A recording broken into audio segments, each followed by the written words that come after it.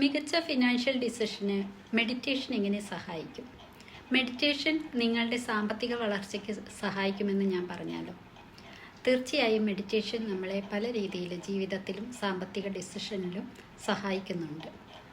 ഭയം, ആശങ്ക, സമ്മർദ്ദം, അത്യാഗ്രഹം ഇതെല്ലാം മോശമായ ഫിനാൻഷ്യൽ ഡിസിഷന് കാരണമാകും. ഫിനാൻഷ്യൽ ഡിസിഷൻ പലപ്പോഴും ഇമോഷണലാണ്, ലോജിക്കലല്ല. അതുകൊണ്ട് തന്നെ ഒരു മെഡിറ്റേഷൻ എങ്ങനെ ഫിനാൻഷ്യൽ ഡിസിഷനെ സഹായിക്കുമെന്ന് നമുക്കൊന്ന് നോക്കാം.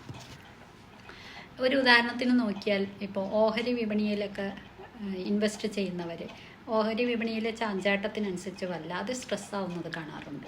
എന്നാൽ ഒരു മെഡിറ്റേഷൻ ചെയ്യുന്ന ഒരു വ്യക്തിക്ക് ആ ശാന്തത കൈവരിക്കാൻ സാധിക്കും. ഓഹരി വിപണിയിലെ ചാഞ്ചാട്ടമൊന്നും അത്ര എളുപ്പം അദ്ദേഹത്തെ ബാധിക്കില്ല.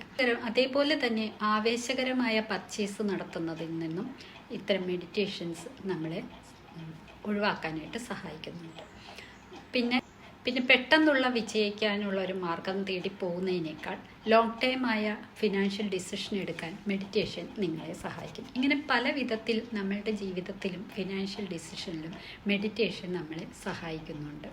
ദിവസവും ഒരു 5 മിനിറ്റെങ്കിലും മെഡിറ്റേഷൻ ശീലമാക്കും. അത് നിങ്ങളുടെ ജീവിതത്തിലും നിങ്ങളുടെ സാമ്പത്തിക കാര്യത്തിലും വളരെയധികം മാറ്റം ഉണ്ടാക്കുന്നത് കാണാൻ സാധിക്കും. താഴെ കമൻറ്റ് ചെയ്യുക, നിങ്ങൾ ഇതുവരെ മെഡിറ്റേഷൻ പ്രാക്ടീസ് ചെയ്തിട്ടുണ്ടോ?